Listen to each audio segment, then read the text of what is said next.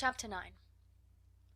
Elizabeth passed the chief of the night in her sister's room, and in the morning had the pleasure of being able to send a tolerable answer to the inquiries which she very early received from Mr. Bingley by a housemaid, and some time afterwards from the two elegant ladies who waited on his sisters. In spite of this amendment, however, she requested to have a note sent to Longbourn, desiring her mother to visit Jane, and form her own judgment of her situation. The note was immediately dispatched, and its contents as quickly complied with.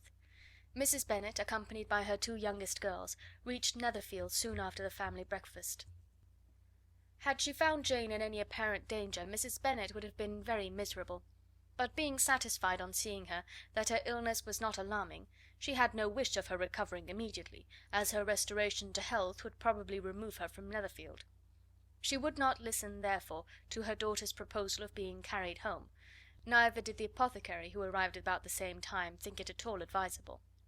After sitting a little while with Jane, on Miss Bingley's appearance and invitation, the mother and three daughters all attended her into the breakfast parlour. Bingley met them with hopes that Mrs. Bennet had not found Miss Bennet worse than she expected. "Indeed I have, sir," was her answer. "She is a great deal too ill to be moved. Mr. Jones says we must not think of moving her. We must trespass a little longer on your kindness." "Removed!" cried Bingley. "It must not be thought of. My sister, I am sure, will not hear of her removal." "You may depend upon it, madam," said Miss Bingley with cold civility, "that Miss Bennet will receive every possible attention while she remains with us." Mrs. Bennet was profuse in her acknowledgments.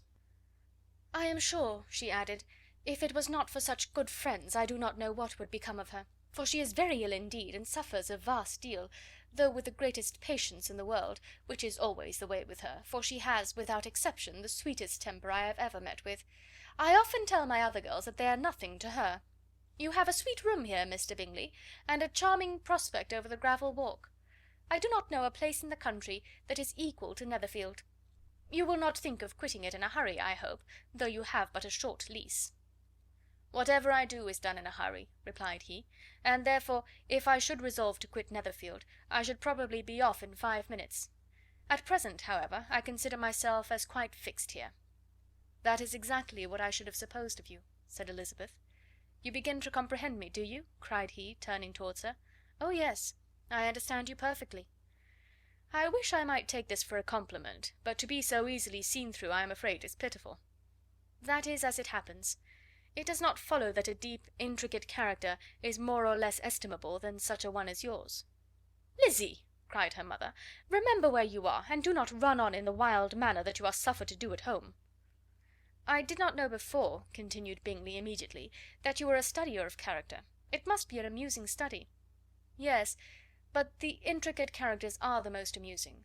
They have at least that advantage." "The country," said Darcy, "can in general supply but a few subjects for such a study. In a country neighbourhood you move in a very confined and unvarying society." "But people themselves alter so much that there is something new to be observed in them for ever." "Yes, indeed!" cried Mrs. Bennet, offended by his manner of mentioning a country neighbourhood. "I assure you there is quite as much of that going on in the country as in town." Everybody was surprised, and Darcy, after looking at her for a moment, turned silently away. Mrs. Bennet, who fancied she had gained a complete victory over him, continued her triumph. "I cannot see that London has any great advantage over the country, for my part, except the shops and public places. The country is a vast deal pleasanter, is it not, Mr. Bingley?" "When I am in the country," he replied, "I never wish to leave it; and when I am in town it is pretty much the same. They have each their advantages, and I can be equally happy in either." "Ay, that is because you have the right disposition; but that gentleman," looking at Darcy, "seemed to think the country was nothing at all." "Indeed, mamma, you are mistaken," said Elizabeth, blushing for her mother. "You quite mistook Mr. Darcy. He only meant that there was not such a variety of people to be met with in the country as in the town, which you must acknowledge to be true." "Certainly, my dear, nobody said there were; but as to not meeting with many people in this neighbourhood, I believe there are few neighbourhoods larger. I know we dine with 24 families." Nothing but concern for Elizabeth could enable Bingley to keep his countenance.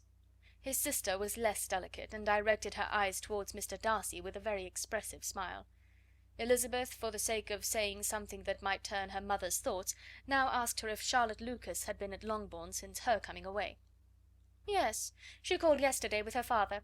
What an agreeable man Sir William is, Mr. Bingley, is not he?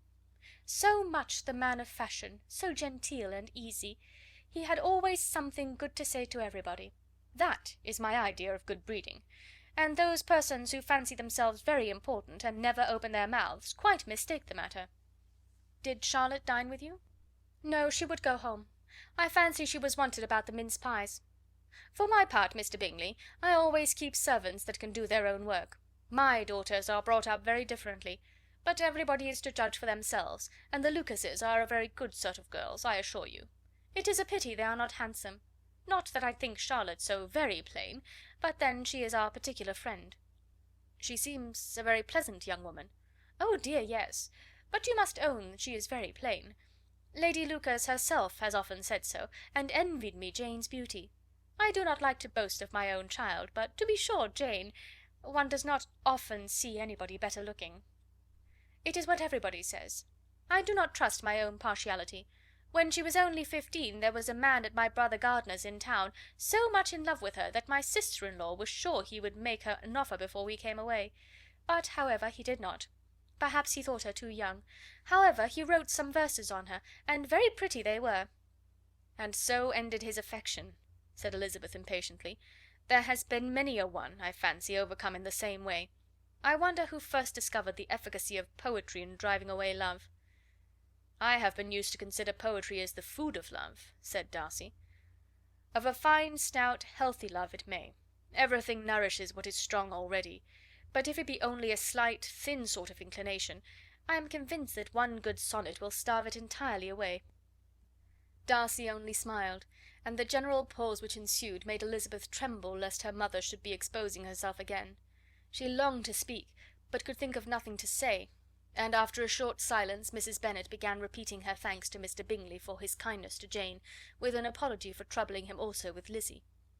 Mr. Bingley was unaffectedly civil in his answer, and forced his younger sister to be civil also, and say what the occasion required. She performed her part indeed without much graciousness, but Mrs. Bennet was satisfied, and soon afterwards ordered her carriage. Upon this signal the youngest of her daughters put herself forward. The two girls had been whispering to each other during the whole visit, and the result of it was, that the youngest should tax Mr. Bingley with having promised on his first coming into the country to give a ball at Netherfield. Lydia was a stout, well-grown girl of 15, with a fine complexion and good-humoured countenance, a favourite with her mother, whose affection had brought her into public at an early age. She had high animal spirits, and a sort of natural self-consequence, which the attention of the officers, to whom her uncle's good dinners, and her own easy manners recommended her, had increased into assurance.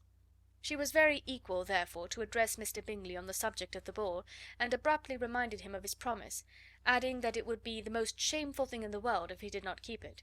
His answer to this sudden attack was delightful to their mother's ear. "I am perfectly ready, I assure you, to keep my engagement, and when your sister is recovered you shall, if you please, name the very day of the ball. But you would not wish to be dancing when she is ill?" Lydia declared herself satisfied. "Oh, yes! It would be much better to wait till Jane was well, and by that time most likely Captain Carter would be at Meryton again. And when you have given your ball," she added, "I shall insist on their giving one also. I shall tell Colonel Forster that it will be quite a shame if he does not." Mrs. Bennet and her daughters then departed, and Elizabeth returned instantly to Jane, leaving her own and her relations' behaviour to the remarks of the two ladies and Mr. Darcy, the latter of whom, however, could not be prevailed on to join in their censure of her, in spite of all Miss Bingley's witticisms on fine eyes. Chapter 9.